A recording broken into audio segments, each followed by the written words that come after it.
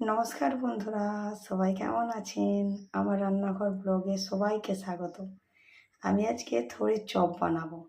তার জন্য প্রথমে থোড়টাকে সেদ্ধ করে রেখে দিয়েছি নুন দিয়ে। অল্প সেদ্ধ 10-15 মিনিটের মতো সেদ্ধ করে নিয়ে জল ঝরিয়ে নিয়ে রেখেছি। এবারে বেটে নেব। চলুন, নিয়েছি থোড়টাকে, এবার বেটে নেবো শিলে। আপনারা মিক্সিতেও বাটতে পারেন। দেখুন থোড়টা বাটা হয়ে গেছে। এবারে ডাল বাটবো, মুসুর ডাল। কিছুটা মুসুর ডাল নিয়ে নিয়েছি, এটা বাটবো ওর সাথে। মুসুর ডালটাও বাটা হয়ে গেছে, তুলে নিচ্ছি থোড়ের সাথে।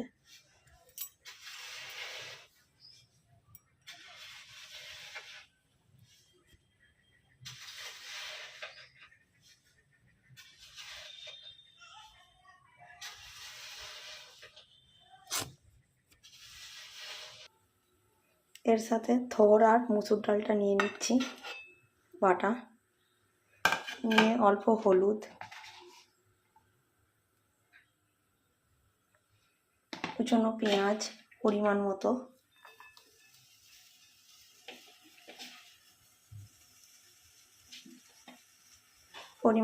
লবণ, পরিমাণ মতো লবণ দিয়ে মেখে নেব। অল্প পরিমাণে তেল দিয়ে, সাদা তেল,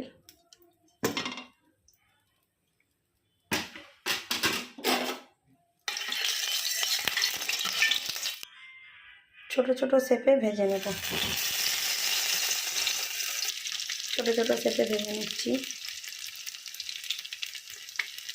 হালকা মুচমুচা করে ভেজে নেব। এইভাবে ভেজে নেব লাল লাল করে। লাল লাল করে ভাজা হয়ে গেছে, তুলে নেব। এবারে কিছুটা পরিমাণ গ্রেভি বানানোর জন্য সরিষার তেল নিয়ে নেব, যে যার পরিমাণ মতো।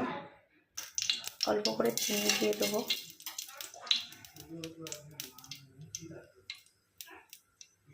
চিনি দেওয়ার পর অল্প করে পরিমাণ মতো পেঁয়াজ বাটা দিয়ে দেবো।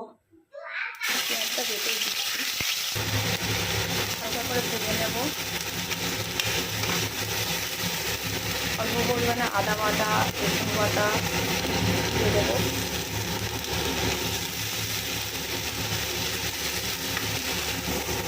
হালকা করে ভাজা হয়ে গেলে টমেটো পেস্ট দিয়ে দেবো। টমেটো পেস্টটা দিয়ে কিছুটা নাড়াচাড়া করবো। মশলাটা ভাজা ভাজা হয়ে গেছে, অল্প পরিমাণে সাদা সরিষা বাটা দিয়ে দেবো। সরিষা বাটাটা দিয়ে কিছুটা পরিমাণ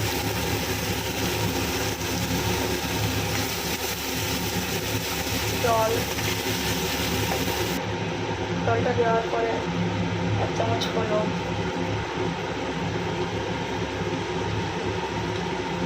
1 চামচ লঙ্কা গুঁড়ো,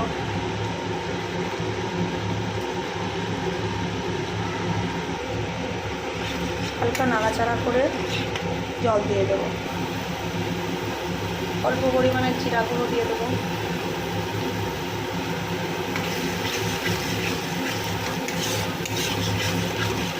হালকা হালকা তেল ছেড়ে গেলে জল দিয়ে দেবো। হালকা করে তেল ছেড়ে গেলে জল দিয়ে দেবো।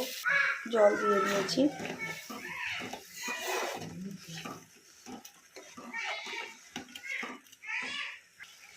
গ্রেভি হয়ে গেছে। এবারে থোড়ের বড়াগুলো দিয়ে দেবো।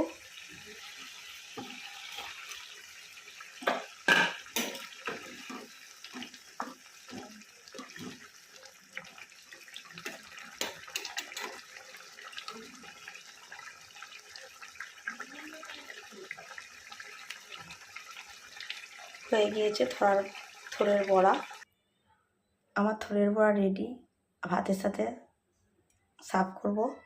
আপনারাও বানিয়ে খেতে পারেন। কমেন্টে জানাবেন আমাকে কেমন হয়েছে। Tata, bye bye.